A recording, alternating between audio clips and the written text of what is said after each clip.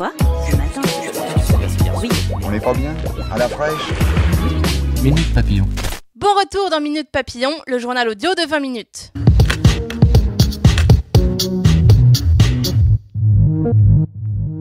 L'homme qui a lancé son véhicule contre le Parlement britannique est soupçonné d'actes terroristes. Ce matin, il a foncé en voiture contre les barrières du palais de Westminster à Londres.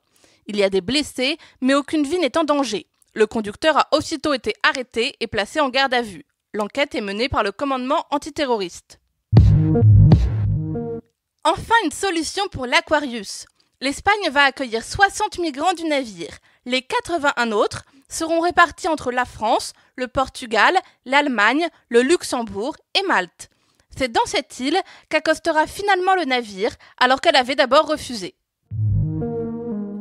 Près de Gênes, en Italie, une portion du viaduc de l'A10 s'est effondrée vers 14h pendant un violent orage.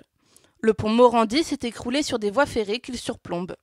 Le ministre de l'Intérieur italien, Matteo Salvini, parle d'un bilan provisoire d'au moins 30 morts et promet de trouver les responsables.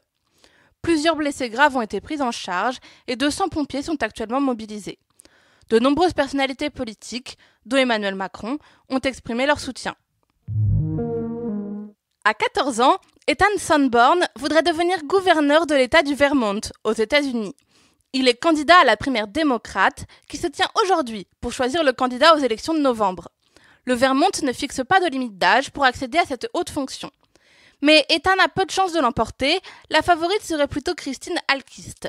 Si elle remporte l'élection, elle deviendrait la première gouverneure transgenre des États-Unis. Minute Papillon, c'est fini pour aujourd'hui. On vous retrouve jeudi, midi 20.